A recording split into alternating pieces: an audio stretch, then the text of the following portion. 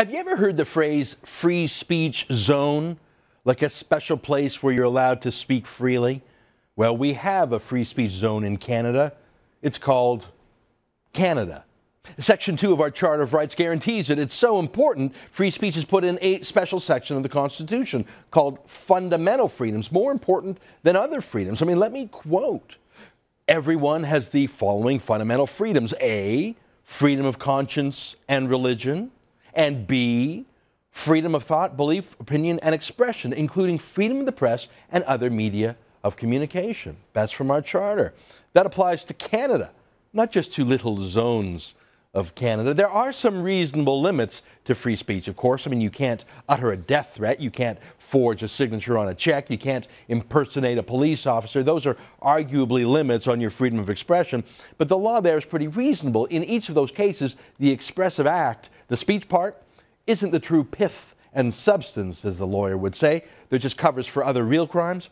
I suppose there are a few free speech zones in Canada where we go extra far for freedom. I mean, you'd think one of those would be a university, for example, a place where we want to expose young people to a wide range of ideas and to prepare them for the cut and thrust of real life and to teach them how to handle ideas that are challenging or critical or even rough. I mean, in real life, you're going to hear things you don't like. Best to be prepared for that. There's not going to be a mummy or a nanny or a teacher to go crying to then. Well, I guess there are still those human rights commissions, I guess. But most grown-ups, we need to know how to handle things we don't like as grown-ups. So a university is a great place to practice being open-minded and critical and learning how to debate with your words, not your fists or your tears. Now, of course, in reality, universities are very unfree. They often have speech codes, restrictions. They are a political monoculture where left-wing groups get university funding and left-wing guest speakers are brought in and entire faculties of left-wing activism pretend to be scholarship, but conservatives are demonized, defunded. And in the case of the most odious conservatives you could imagine, those who are pro-life, they're even sometimes arrested and charged with criminal code offenses just for having pro-life views. I mean, University of Carleton in Ottawa is particularly bad. A couple of years ago, they actually handcuffed and arrested pro-life students for setting up an anti-abortion display. Take a look. We made our point. Again, now this is over. Okay, so you can pack up your signs. We're not packing. That's a request. Okay. Unfortunately, I'll figure it out. You can take this lady first. No problem. You can take this guy next, please. Dave.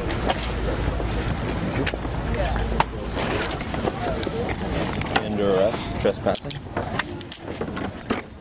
Can you believe that? Well, a new group called Carleton Students for Liberty is trying to remind universities what freedom is about. Their president, Ian Kokiyang, shown here, thought he'd set up a free speech wall. That's what he called it. He spent about $200 on it, which is not chump change to a starving student. He invited anyone passing by to write on this wall, really just a big piece of cardboard, to speak out, to practice being free. Now, it sounds silly, right? Practice being free.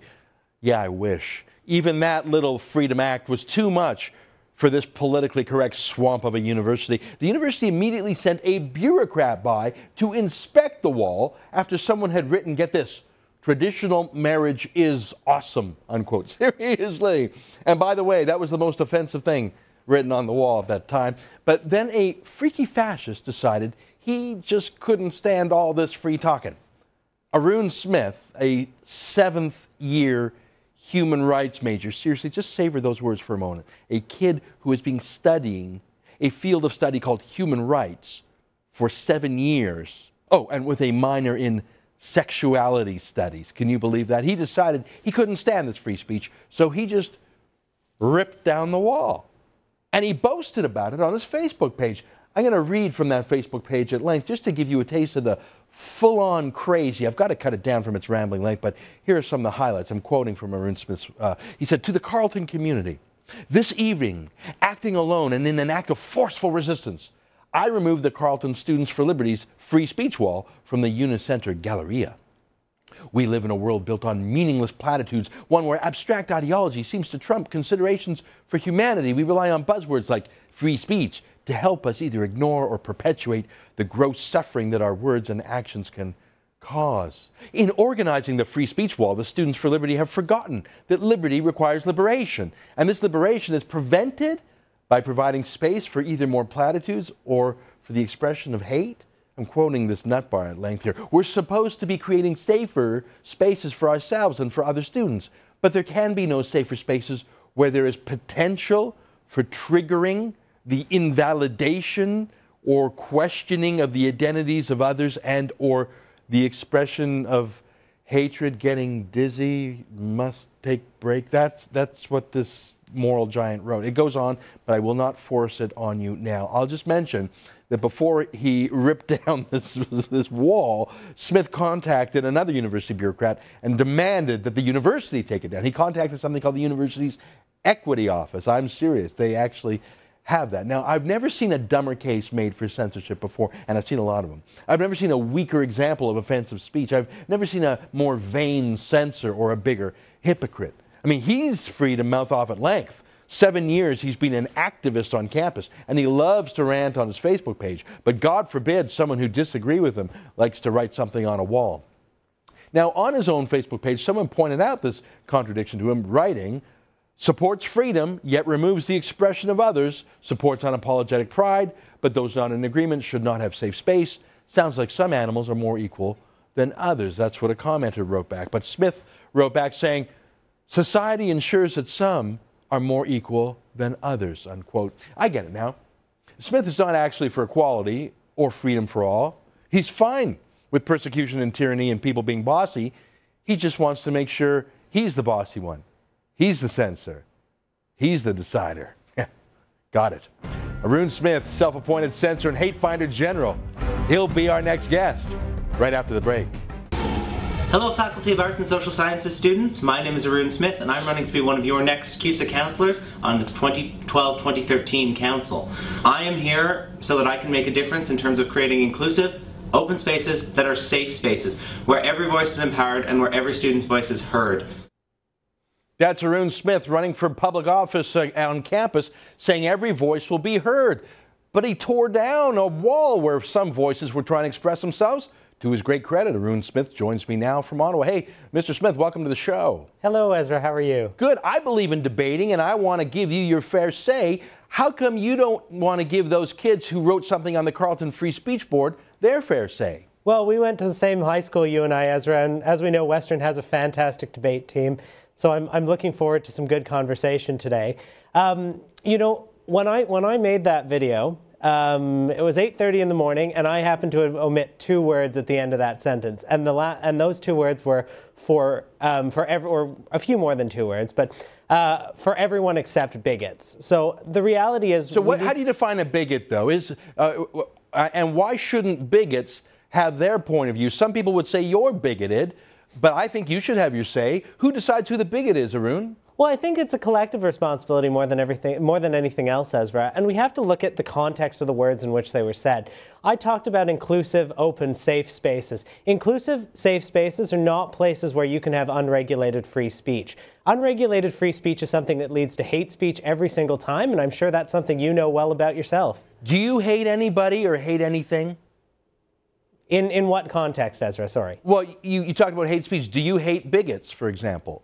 Well, you know, when we talk about hate, there's a difference between hate and oppression, right? But you talked about hate. I mean, do you hate bigots? I think it's a pretty easy question to ask. Sure, and I'm happy to answer it, but I have to give some context around the answer in order to be able to answer it accurately. So there's a difference between sort of what we say colloquially, I hate this, I hate that, and what is fundamental hate speech, which is a form of oppression.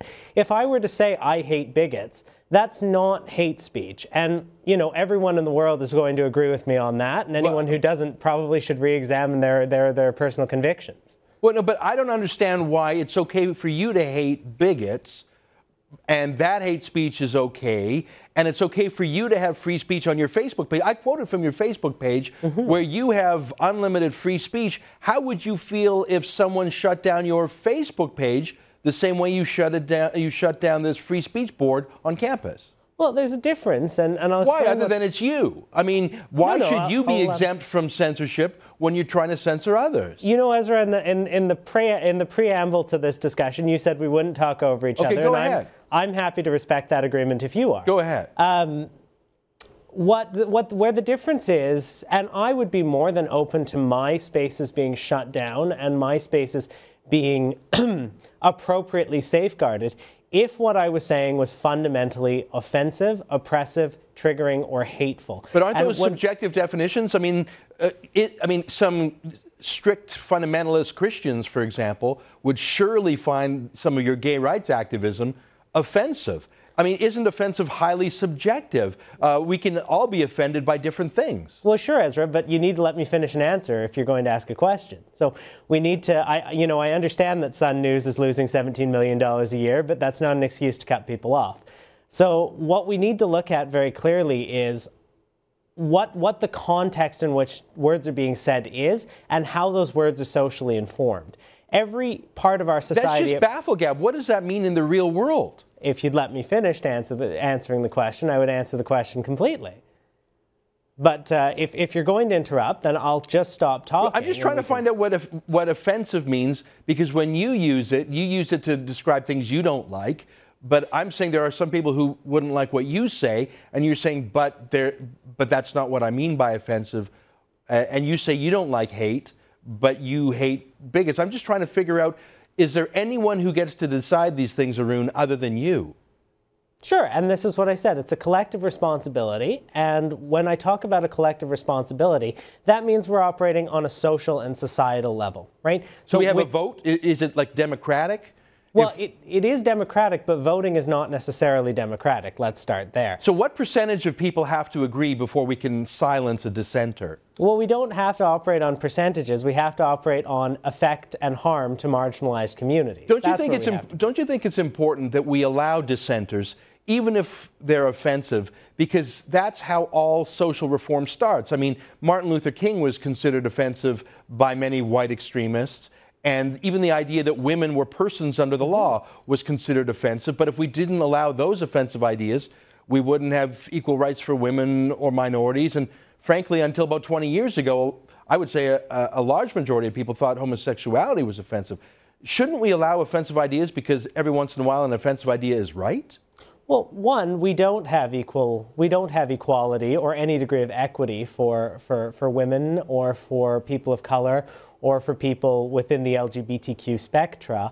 But when we're talking about the way something is offensive and how that reflects on what we are to say and how we're to govern that speech, we have to look at the social structures behind it. We have to recognize that there are certain people in society that by birth or by situation, whether it's economic situation or situation of race or situation of gender or sexual orientation, are in a position of social power. Are you in social power? Arun, you're elected, you're an official on campus, you're a very articulate man, you're going to university, which puts you in the economic elite. You've been there for 7 years, which tells me you have some economic strength. Do you regard yourself as powerful or powerless?